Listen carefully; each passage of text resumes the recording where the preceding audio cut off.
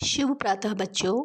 मैं मिस चंपा Bisht Navjyoti global school से आज आपको एनसीईआरटी की कक्षा 5 की हिंदी पुस्तक रिमझिम के दूसरे पाठ फसलों के त्योहार को पढ़ाने जा रही हूँ।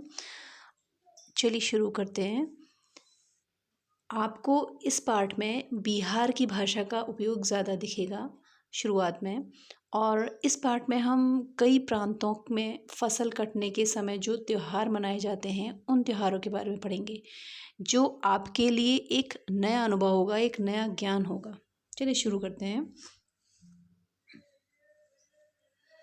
फसलों के त्योहार। सारा दिन बोरसी के आगे बैठकर हाथ तापते हुए गुजर जाता है।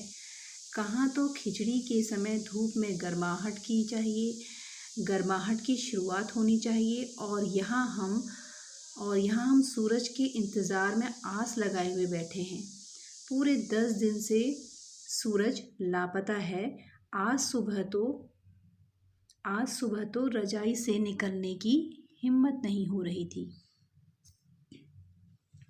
देखिए, इसमें आपको बताया जा रहा है, कवि द्वारा आपको बताया जा रहा है कि यहाँ पे वो कह रही हैं कि सारा दिन बोरसी के आगे, बोरसी यानी कि जहाँ पे आग जलाई जाती है वो जगह, ठीक है, उस जगह पर हम लोग सारा दिन आग ताप रहे हैं, हाथों को सेक रहे हैं। क्यों? क्योंकि बहुत ज़्यादा ठंड है।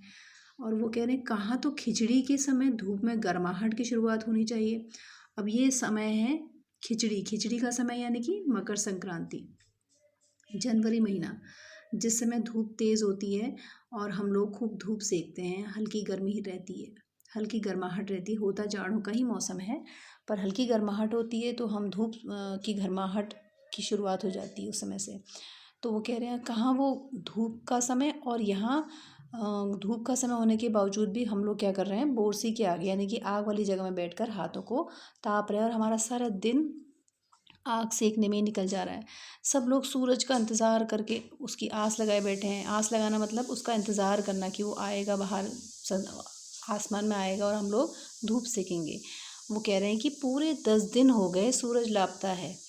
आज पूरे 10 दिन हो गए हैं और सूरज आया ही नहीं है, और ठंड लगातार बढ़ रही है। आज सुबह तो रजाई से निकलने की हिम्मत ही नहीं हो रही थी, मतलब मन ही नहीं हो रहा था कि रजाई से बाहर निकलें। क्यों? बाहर सूरज था ही नहीं, तो गर्मी है ही नहीं, और ठंड हो रही, तो ठंड में तो रजाई में अच्छा लगता है। जैसे आप लोगों को भी जाड़ों में रजाई में अच्छा लगता है ना, वैसे ही।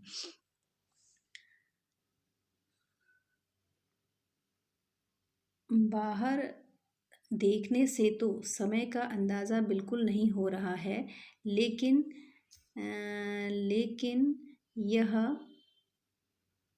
लेकिन घर में हो रही चहल पहल का अब पता चल रही है। रह रहकर कानों में कभी चांपा कल के चलने और गिरने की आवाज़, तो कभी किसी के हाँक लगाने की आवाज़ आ रही है। जा ज़रा भाग के देख केरा, पत्ता आइल की ना। यानी कि इसमें वो कह रहा है कि जब हमें रज़ाई से निकलने का ही मन नहीं हो रहा है तो सुबह, तो उस समय कौन उठेगा? कोई भी नहीं उठेगा। लेकिन घर में आपको पता है मम्मा लोग क्या करते हैं, जल्दी जल्दी सुबह उठ जाते हैं। कोई भी दिन हो, चाहे छुट्टी हो, कुछ भी हो, लेकिन मम्मा लोग सुबह नहा धो के आपके लिए नाश्ता पानी तैयार करते हैं।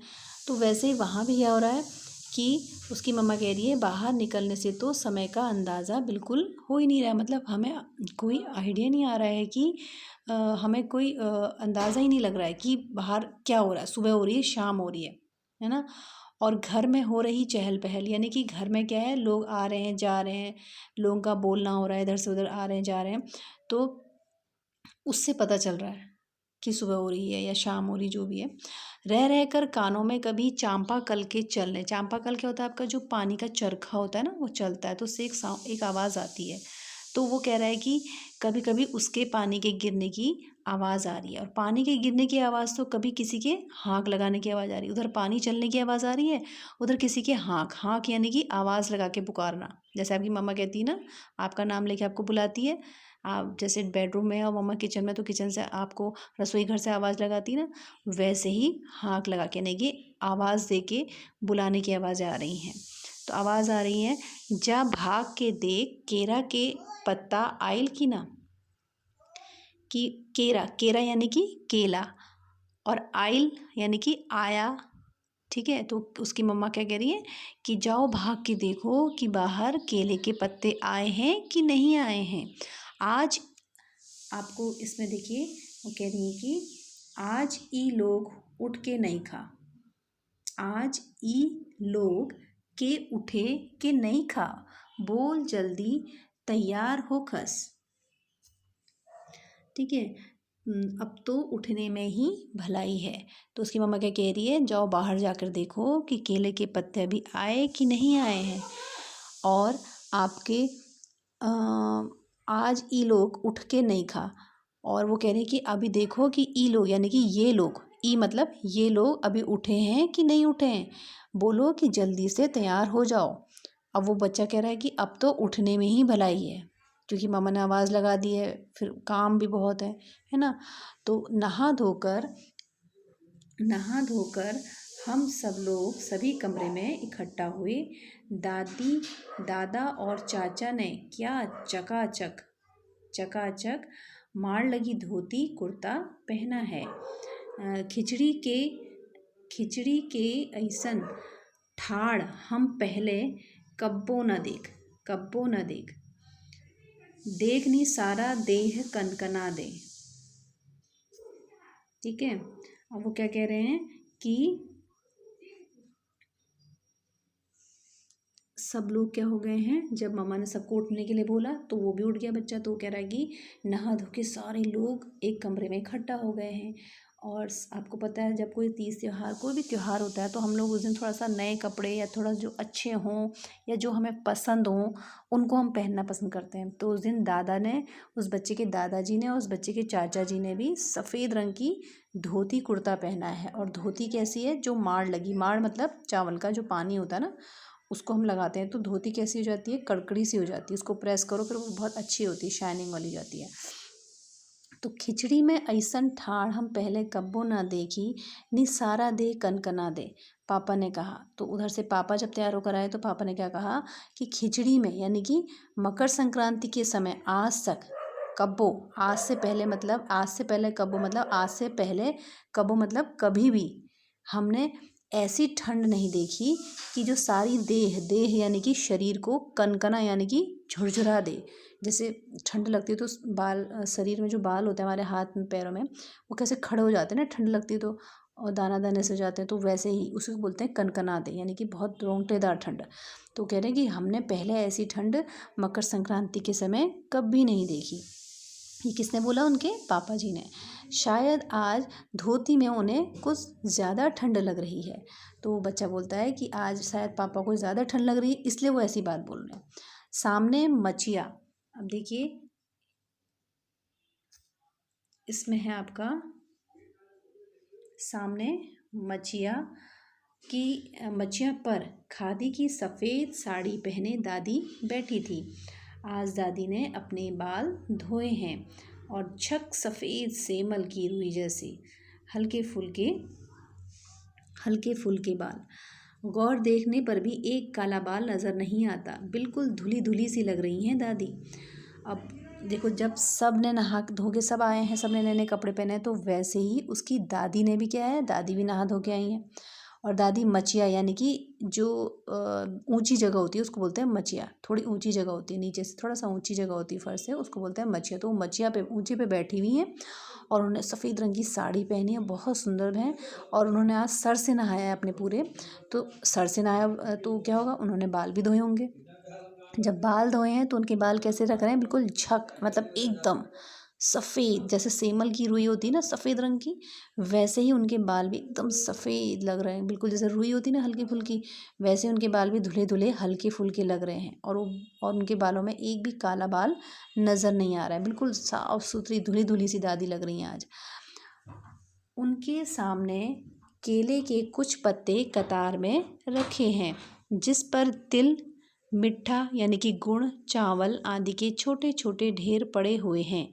हमें बारी बारी से उन सभी चीज़ों को छूने और प्रणाम करने के लिए कहा गया। जब सबने ऐसा कर लिया तो उन सभी चीज़ों को एक जगह इकट्ठा करके दान दे दिया गया। अब देखिए उसमें वो आपसे कह रही हैं कि दादी ने क्या करा, दादी ने तो नहा धो लिया है, उनका एक भी बाल काला नज़र नहीं आ रहा और कुछ सफ़ेद सेमल जैसे बाल हैं, सफ़ेद साड़ी है, बहुत खूबसूरत लग रही दादी और बिल्कुल ऐसा लग रही है धुली धुली सी लग रही है, साफ़ सुथरी सी, जैसे बारिश के बाद हमारे सब धुले धुले से लगते हैं ना पेड़ पौधे, वैसे ही तो दादी भी ऐसी दिख रही हैं। और उन्हीं के सामने केले के कुछ पत्ते जो हैं कतार यानी कि लाइन में रखे हुए एक के बाद एक, और उन पर क्या रखा है, तिल रखा है और मीठे में गुड़ रखा है और चावल रख के छोटे छोटे ढेर रखे हुए हैं। और उसके बाद जब वो सब सामान उन केलों के पत्तों पर रख दिए जाते हैं तो वो क्या होता है, बारी बारी से सब लोग उनको आते हैं और उनको छूते हैं, उनको प्रणाम करते हैं और उसके बाद उनको एक जगह पर रख दिया जाता है ताकि हम इसको फिर दान दे सकें। तो उन्होंने भी ऐसे ही करा, सारी चीज़ों को बारी बारी से सारे बड़ों से लेके बच्चों तक ने सबने छुआ, प्रणाम किया और जब सबने ऐसा कर लिया तो सभी चीज़ों को इकट्ठा करके दान के लिए दे दिया गया, दान के लिए दे दिया गया। अब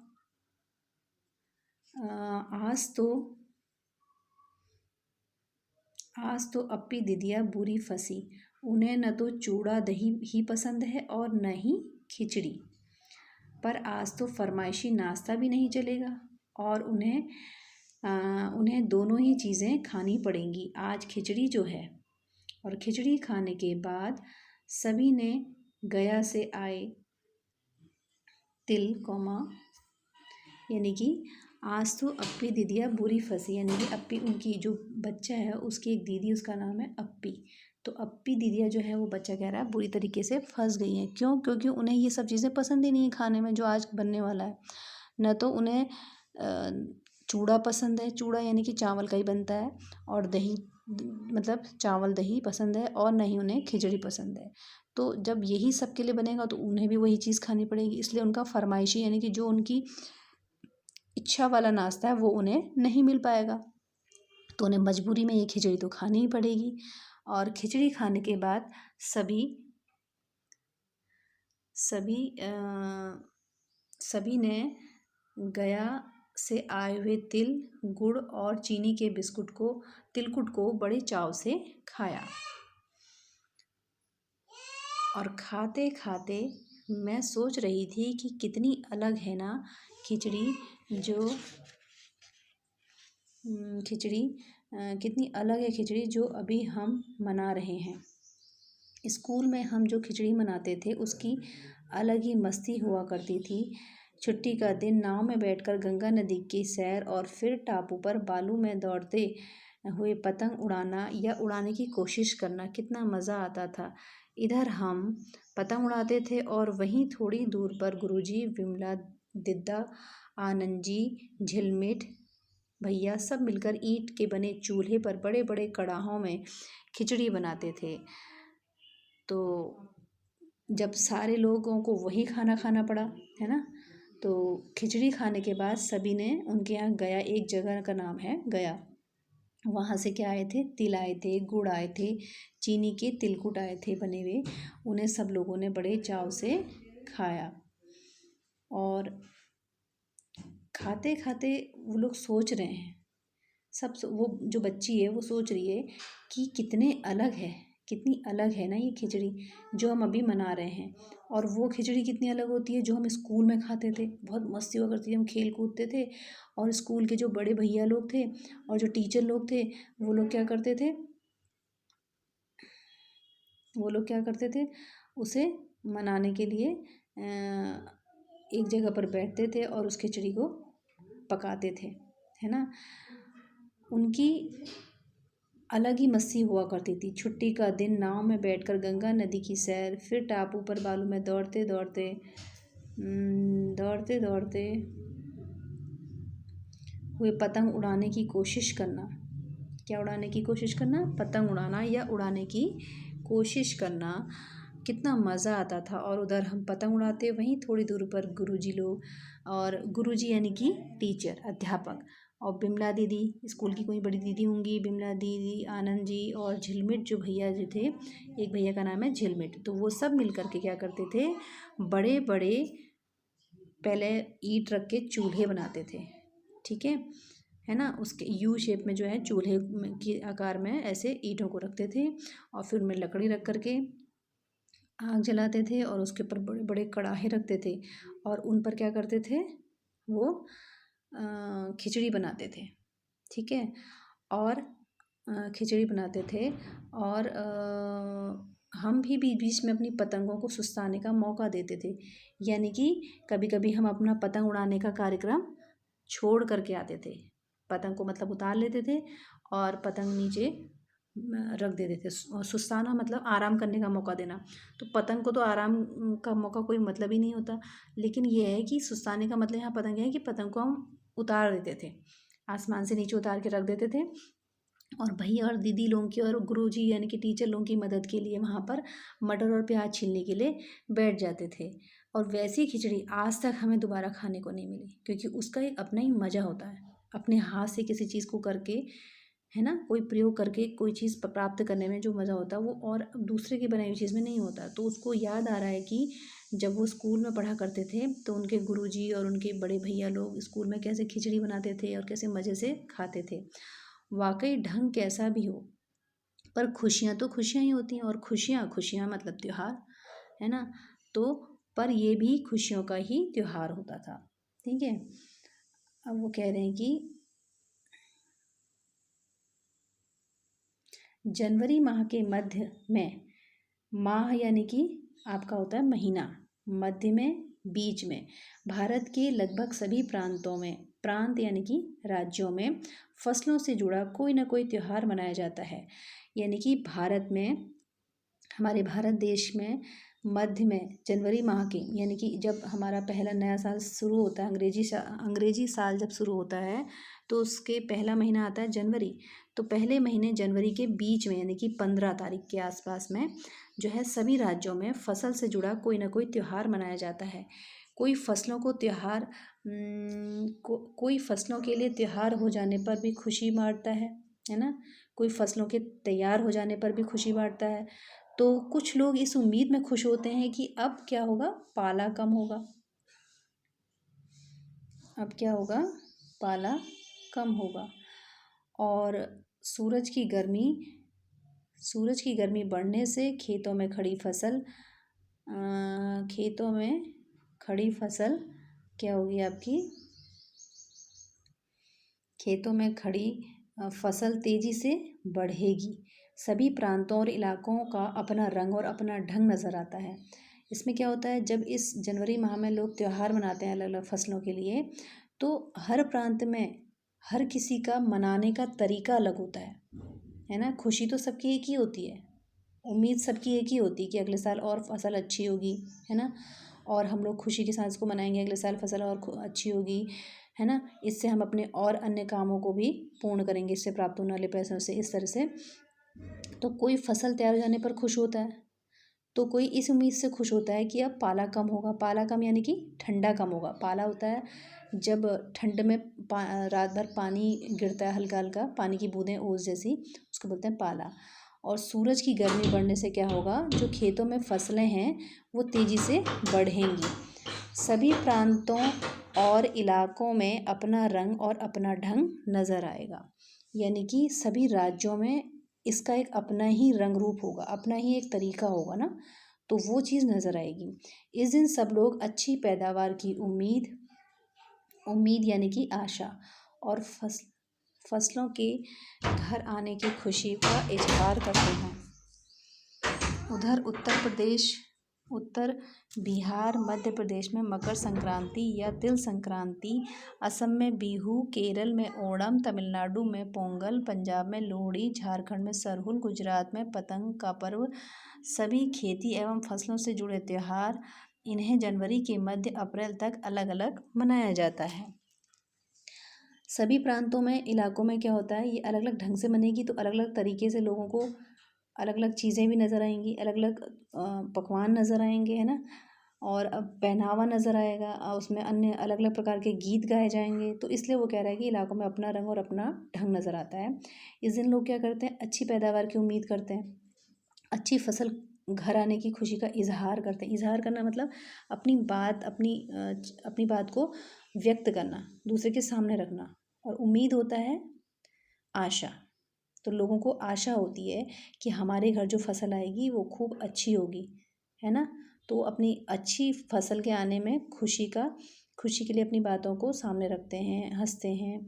तो ये सब चीज़ें कहाँ कहाँ होती हैं, उत्तर प्रदेश राज्य में, बिहार राज्य में, मध्य प्रदेश में। और इन जगहों पर क्या होता है, मकर संक्रांति या तिल संक्रांति मनाई जाती है। असम राज्य में बिहू मनाया जाता है इस समय।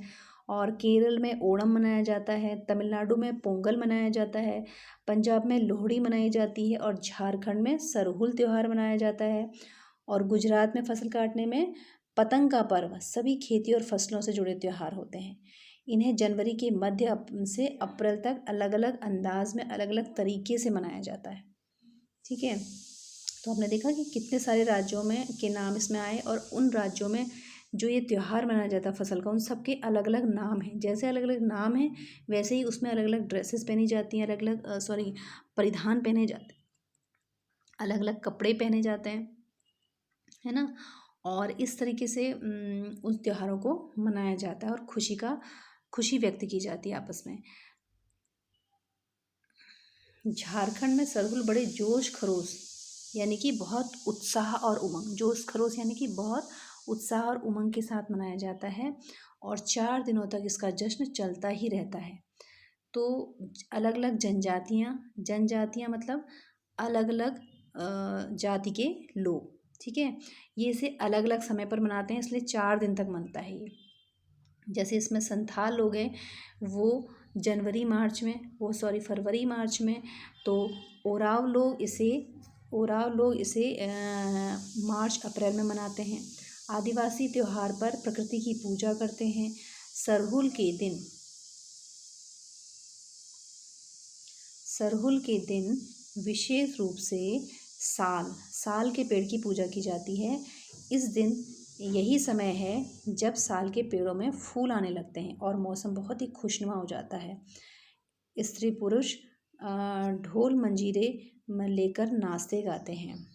तो क्या होता है कि इस त्यौहार को जैसे अलग अलग प्रांतों में अलग अलग लोग मनाते हैं, वैसे ही कुछ जनजातियाँ होती हैं, जंगली जातियाँ जिनको बोलते हैं, तो वो भी इसको मनाती हैं त्यौहार को, क्योंकि वो लोग भी फसल बोते और काटते हैं। तो उसमें झारखंड की हैं कुछ जनजाति संथाल, और कुछ हैं आदिवासी जनजाति ओराव। तो संथाल जाति के लोग तो फरवरी से मार्च तक इसको मनाते हैं, और ओराव जाति के लोग इसे मार्च और अप्रैल तक मनाते हैं। आदिवासी लोग क्या करते हैं इस दौरान, प्रकृति यानी कि जो भगवान ने हमें प्राकृतिक चीज़ें दी हैं, फल फूल पेड़ पौधे नदी झरने, इन सब की पूजा करते हैं। और सरहुल के दिन विशेष रूप से, जिस दिन इनकी पूजा का दिन होता है खास चौथा दिन, उस दिन ये लोग क्या करते हैं, साल के पेड़ की या साल के वृक्ष की पूजा करते हैं। क्यों? क्योंकि इसी समय से साल के पेड़ों में फूल आने लगते हैं और मौसम बहुत खुशनुमा हो जाता है। स्त्री पुरुष दोनों ही क्या करते हैं, ढोल मंजीरे लेकर नाचते हैं। अब भाई खुशी व्यक्त करनी है तो लोग नाचते गाते हैं, अच्छे अच्छे कपड़े पहनते हैं, अच्छे अच्छे पकवान बनाते हैं ना। तो इसी तरह से लोग यहाँ क्या करते हैं, खूब डांस करते हैं ढोल मंजीरे लेकर के। और चारों ओर फैली हुई छोटी छोटी घाटियाँ, यानी कि ऊंची नीची जो पहाड़ी इलाकों में और हल्के पहाड़ी और मैदानी इलाकों के बीच का इलाका होता है ना, तो उसमें उठा हुआ स्थान भी होता है, थोड़ा गहरा भी होता है, थोड़ा प्लेन भी होता है, यानी कि सीधा साधा समतल भाग भी होता है। तो उसे बोलते हैं घाटियाँ। तो कहते हैं लंबे लंबे, जैसे ऊपर ऊंचाई है और नीचे गहरा है, समतल है, दोनों तरफ पहाड़ और बीच में गहरा है, तो उसको बोलते हैं घाटी। ठीक है। तो यहाँ पे छोटी छोटी घाटियाँ होती हैं, लंबे लंबे साल के वृक्षों का जंगल होता है, और वहीं आसपास बसे छोटे छोटे गांव होते हैं। जैसे आप लोग अपने पहाड़ साइड में गए होंगे ना, तो वहाँ पे आपने देखा होगा कि कैसे पेड़ पहाड़ों में ऐसे लंबे लंबे ऊंचे ऊंचे होते हैं, तो वैसे ही वहाँ पर भी हैं। ठीक है। और लिपे पुते करीने से बुहारे सजाए गए घरों के सामने लोग एक पंक्ति में कमरे में बाहें डालकर नृत्य करते हैं। एक पंक्ति में कमर में बाहें डालकर नृत्य करते हैं। और अगले ही दिन अगले दिन वे नृत्य करते हुए घर घर जाते हैं और फूलों के पौधे लगाते हैं। घर घर जाके क्या करते हैं? फूलों के पौधे लगाते हैं। घर घर से चंदा मांगने की भी इसमें प्रथा होती है। ठीक है। और चंदे में मालूम है क्या मांगते हैं? मुर्गा मांगते हैं, चावल मांगते हैं, मिश्री मांगते हैं और फिर चलाते हैं खाने पीने का और खेलों का दौर। तीसरे दिन जाकर पूजा होती है, जिसके बाद लोग अपने कानों में सरई के फूल पहनते हैं। तो इसमें क्या होता है? साल के वृक्ष की पूजा होती है ना। तो लोग खूब रात भर नाचते गाते हैं, चारों ओर खुशियाँ खुशियाँ होती हैं, हर किसी के चेहरे पे मुस्कान होती है। और इस इलाके में क्या होता है? छोटी छोटी घाटियाँ होती हैं, लंबे लंबे साल के वृक्षों के घने घने जंगल होते हैं और उनमें छोटे छोटे गाँव होते हैं। उन गाँवों में जो घर होते हैं वो साफ तरीके से लिपे पुते होते हैं, गाय के गोबर के से लिपे पुते होते हैं। आपने देखा होगा पहाड़ों में भी हमारे, और अन्य जगहों में, छोटे गाँव में भी देखा होगा। ये इसके शहर की तरफ जो गाँव होते हैं तो उनमें भी क्या होता है? छोटे छोटे घर होते हैं, झोपड़ी नुमा जैसे, और पत्थर वाले। और उनमें क्या होता है? वो लिपे पुते होते हैं, है ना, मिट्टी से और इससे गोबर से। और उनमें हल्का सा रंग भी किया होता है, रंगों से उसमें डिज़ाइन बनाए होते हैं। और नीचे ज़मीन भी गोबर से लिपी पुती साफ झाड़ी झूड़ी होती है, झाड़ू लगी हुई होती है। बहुत सुंदर दिखते हैं वो भी, क्योंकि वो लाइन से होते हैं और एक करीने से होते हैं, सजाए हुए होते हैं ना। और घरों के सामने लोग क्या करते हैं? अपने अपने घरों के सामने लाइन में खड़े हो जाते हैं और कमर में हाथ डाल के खूब झूमते हैं, खूब नाच करते हैं। और अगले दिन वे नृत्य करते हुए सबके घरों में जाते हैं और जहाँ भी जाते हैं वहाँ क्या करते हैं? फूल के पौधे लगाते हैं और घर घर से चंदा मांगते हैं। चंदा मांगना यानी कि कुछ भी मांगना। चंदा मांगना एक तरह से होता है वैसे पैसा मांगना किसी से, किसी काम के हेतु। जैसे सब लोग मिलजुल के कुछ काम करते हैं तो उसमें क्या होता है? सब लोगों का योगदान होता है। तो कोई पैसा देता है, कोई खाना देता है ना, हर तरीके से मदद वाली बात है। तो वैसे ही तो इन त्योहारों में भी क्या होता है? चंदा मांगा जाता है, चंदा मांगने की रीत होती है। और चंदे में वो लोग क्या मांगते हैं? मुर्गा मांगते हैं, चावल मांगते हैं, मिश्री मांगते हैं। ठीक है। और फिर होता है उनके यहाँ खाना पकाने का दौर, फिर खाने का दौर। और उस दौरान वो खूब खेल भी करते हैं, खेल मस्ती मौज करते हैं। और जब ये सब काम होते हैं तो उसके तीसरे दिन जा कर के पूजा करते हैं। और जिसके बाद लोग अपने कानों में क्या करते हैं? सरई के जो फूल होते हैं उनको पहनते हैं। ठीक है।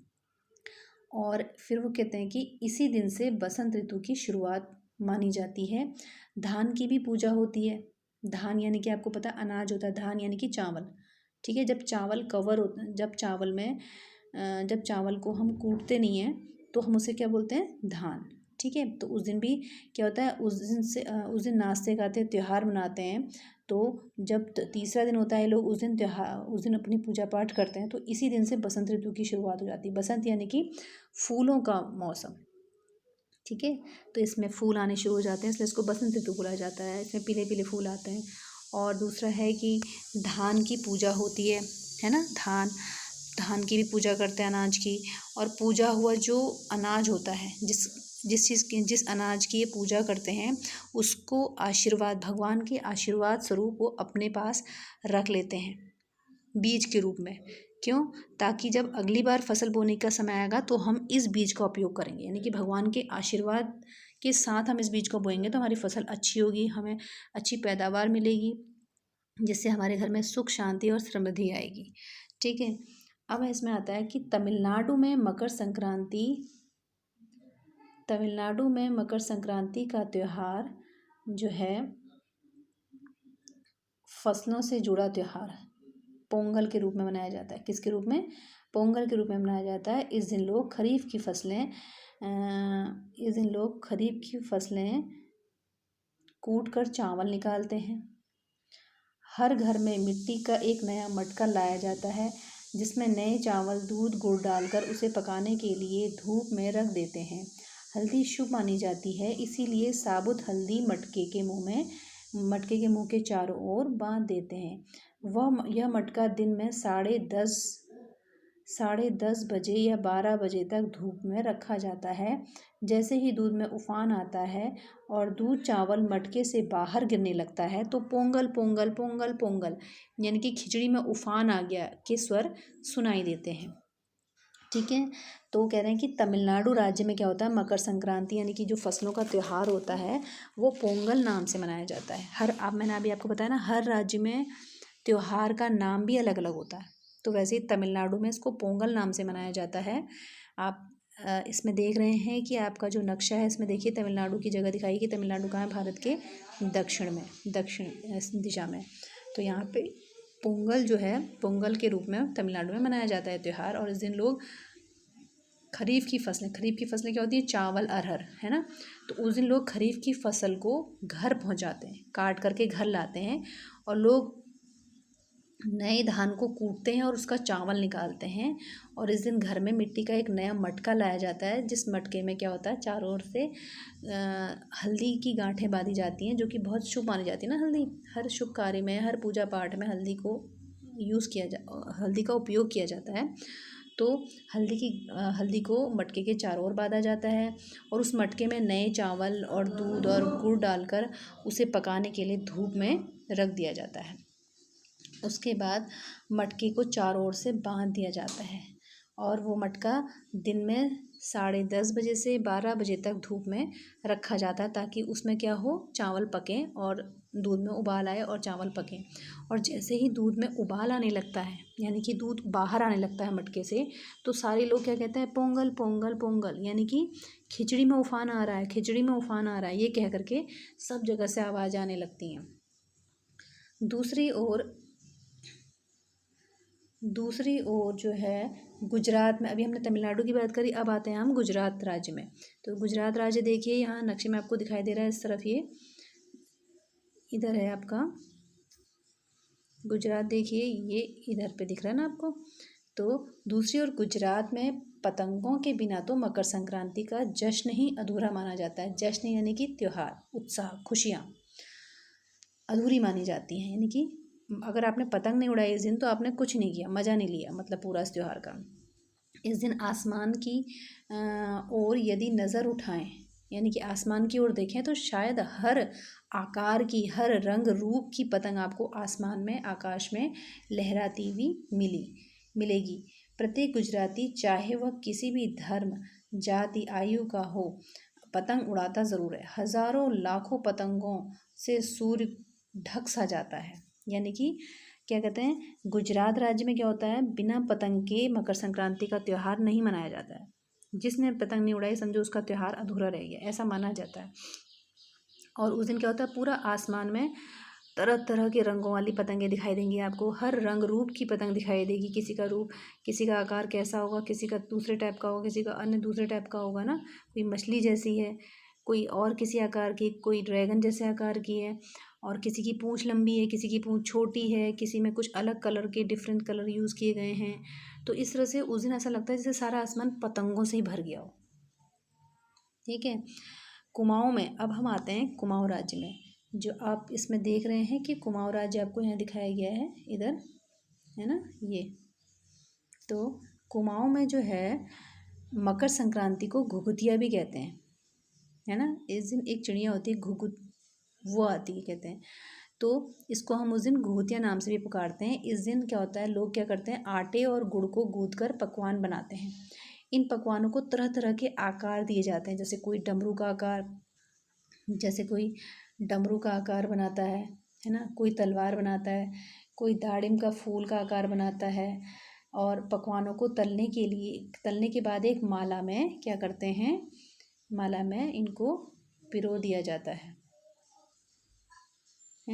माला के बीच में संतरा, गन्ने की गंडेरी पिरोई जाती है और यह काम बच्चे रुचि और उत्साह के साथ करते हैं। सुबह बच्चों को माला दी जाती है। बहुत ठंड के कारण पक्षी पहाड़ों में चले जाते हैं, उन्हें बुलाने के लिए बच्चे इस माला से पकवान तोड़ तोड़ कर पक्षियों को खिलाए जाते हैं और गाना गाते हैं। क्या गाना गाते हैं, देखिए, कौवा आओ घुघुत खाओ, कौवा आओ घुघुत आओ, ले कौवा बड़ो, मैके दे जा सुने घड़ो, खाले पूरी मैके दे जा सुने छुरी। यानी कि इस त्यौहार में, कुमाऊँ में जब ये मकर संक्रांति मनाया जाता है, तो इसमें लोग क्या करते हैं, आटे में गुड़ तिल, तेल, ये सब चीज़ें गूँथते हैं और तरह तरह के पकवान बनाते हैं और वो पकवानों को एक अलग अलग आकार दिए जाते हैं। कुछ तो चिड़ियों का जैसा आकार दिया जाता है, तो कहीं पर डमरू का जैसा, कहीं तलवार, कहीं पर दाड़िम के फूल का जैसा आकार दिया जाता है ना। और पकवानों को तलने के बाद एक माला में गूँथा जाता है और उस माला में इन पकवानों के साथ साथ बीच बीच में संतरा और गन्ने की गडेरी भी डाली जाती है। और ये काम बच्चों को बहुत अच्छा लगता है, माला पिरोना और माला को फिर मज़े से पहनना और बाद में उसको खाना। तो बच्चे काम बड़े मज़े के साथ करते हैं। सुबह सुबह बच्चों को माला दी जाती है और बहुत ठंड होने के कारण क्या है, इस दौरान पक्षी सब पहाड़ों की ओर को चले जाते हैं। तो उन पक्षियों को बुलाने के लिए यहाँ पे लोग गाना गाते हैं कि कौवा आओ घुघुत आओ, ले कौवा बड़ो मैं के दीजा सोने घड़ो, खा ले पूरी मैं के दीजा सोने छुरी। यानी कि वो कहते हैं कौवा आओ घुघुत आओ, और मैंने जो ये बड़े पूरे बनाए हैं और जो ये त्योहार का सामान बनाया है खाने के लिए, जो पकवान बनाए हैं उनको ले जाओ और उनके बदले मुझे सोने की घड़ी दे जाओ या सोने की छुरी दे जाओ। मतलब इस गाने को गा कर के लोग अपनी मन्नतें भी पूरी करते हैं। जो उनकी मन में इच्छा होती है पाने की, उसको भी समझते हैं कि जैसे भगवान हमारी बात सुन रहे हैं और वो उसको हमें देंगे, ऐसा मान करके वो कौवों को गाते समय इन बातों को, अपनी मन्नतों को भी मांगते रहते हैं। ठीक है। इसके साथ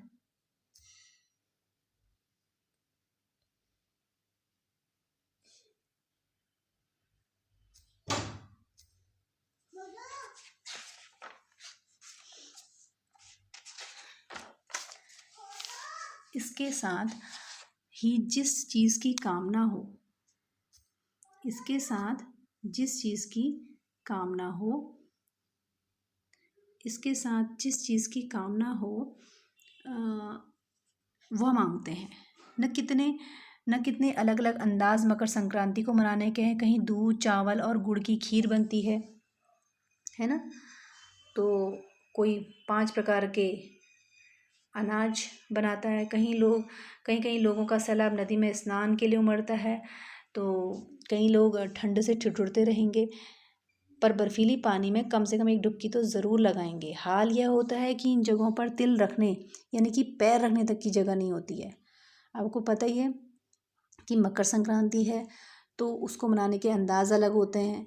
तो कई जगह पर नहाना, नदी में स्नान करना बहुत ज़रूरी माना जाता है और अनाज का दान करना, अनाज और जो खिचड़ी बनती है उसका दान करना बहुत ज़रूरी माना जाता है। तो जब नदी का स्नान होता है तो उसमें काफ़ी संख्या में लोग उस नदी में आते हैं। तो वहाँ पर पानी चाहे कितना ही ठंडा, जाड़े का ही मौसम होता है तो कितना भी ठंडा पानी हो, बर्फीला पानी हो, लोग एक डुबकी ज़रूर लगाते हैं ताकि हमने मतलब अपना जो त्योहार है वो अच्छे से मनाया। लेकिन जिस समय लोग नहाने के लिए नदी के किनारे जाते हैं तो उस जगह पर बिल्कुल पैर रखने की भी जगह नहीं होती है। अब तिल से याद आया अब तिल से याद आ रहा है कि मकर संक्रांति के दिन पानी में तिल डालकर स्नान करना है ना, तिल का दान करना, आग में तिल डालना, तिल के पकवान बनाना जो है, तिल के पकवान बनाना विशेष महत्व रखते हैं। तुम्हारे घर या इलाके में इस त्योहार को कैसे मनाया जाता है? इसे खिचड़ी, पोंगल, मकर संक्रांति या कुछ और कहा जाता है, या तुम फसलों से जुड़े कोई और त्योहार मनाती हो? यदि तुम आपस में बात करो तो तुम्हें यह जानकर हैरानी होगी कि कई बार एक ही इलाके में रहने वाले लोग भी इस त्योहार को अलग अलग ढंग से मनाते हैं। क्यों मनाते हैं? क्योंकि वो अलग अलग प्रकार के लोग होते हैं, है ना। तो वो कह रहा है कि जब हम क्या कहते हैं, मकर संक्रांति मनाते हैं कुमाऊँ में, तो गाना भी गाते हैं, अपनी कामना जो होती है, वो जो मन्नत होती है उसको मांगते हैं, जो हमारे मन में होता है, जो हम भगवान से चाहते हैं उसको हम मांगते भी हैं गाना गाते गाते, है ना। तो इस मकर संक्रांति को मनाने के तरीके अलग है। कहीं दूध और चावल और गुड़ की खीर बनाई जाती है, कहीं पर 5 अनाजों की खिचड़ी बनाई जाती है, कहीं पर नदियों में स्नान किया जाता है ना। और स्नान करना भी ज़रूरी जैसा माना जाता है, तो लोग ठंड से ठिठुरते बर्फीले पानी में जा कर के डुबकी भी लगाते हैं। हाल ये हो जाता है कि नदी में और नदी के किनारे जो है पैर रखने की यानी कि तिल रखने की जगह नहीं होती है। अब जो है तिल से ये बात याद आती है कि मुझे कि मकर संक्रांति के दिन पानी में तिल डाला जाता है और उसी से स्नान किया जाता है। इस दिन तिल का दान भी किया जाता है, आग में भी तिल डाला जाता है रात को जब गाना गाते हैं। और तिल के पकवान पंजाबी में जो है रात में आग जलाई जाती है ना, लोहड़ी मनाई जाती है, तो उसमें भी तिल डाले जाते हैं। तिल के पकवान बनाए जाते हैं क्योंकि इसमें तिल के पकवान का भी विशेष महत्व होता है। तिल गर्म होता है तो ठंड के दिनों में तिल खाना भी अच्छा होता है, इसलिए इस त्यौहार में तिल का उपयोग किया जाता है। अब आपके इलाके में, आपके घर में कैसे त्यौहार मनाया जाता है ना। इसे खिचड़ी कहा जाता है या पोंगल कहते हैं या मकर संक्रांति कहा जाता है, ये भी आपको पता होगा। और आप ये भी जानते होंगे कि फसलों से जुड़े कोई भी त्यौहार आप मनाती हो क्या। यदि आप इन बातों को आपस में करोगे तो जब आप लोग आपस में बात करोगे, दोस्त भी ना, और या अपने पड़ोसियों के से, तो आपको पता चलेगा कि आप एक ही जगह पर रहते हो लेकिन हर कोई जो है आपके पड़ोस में उस त्यौहार को अलग अलग ढंग से मनाता है। इस बात की आपको काफ़ी हैरानी होगी। क्यों होगी? क्योंकि ये त्यौहार जो है अलग अलग लोग हैं, माना आपके पड़ोस में अलग अलग लोग रहते हैं तो वो अलग अलग रूप से ही तो मनाएंगे। तो अगर जब आपको पता ही नहीं होगा और जब आप पता करेंगे तब आपको ये जानकर हैरानी होगी कि वो लोग क्या करते हैं, अलग अलग तरीके से मना रहे हैं। तो इसी के साथ आपका ये पाठ समाप्त होता है।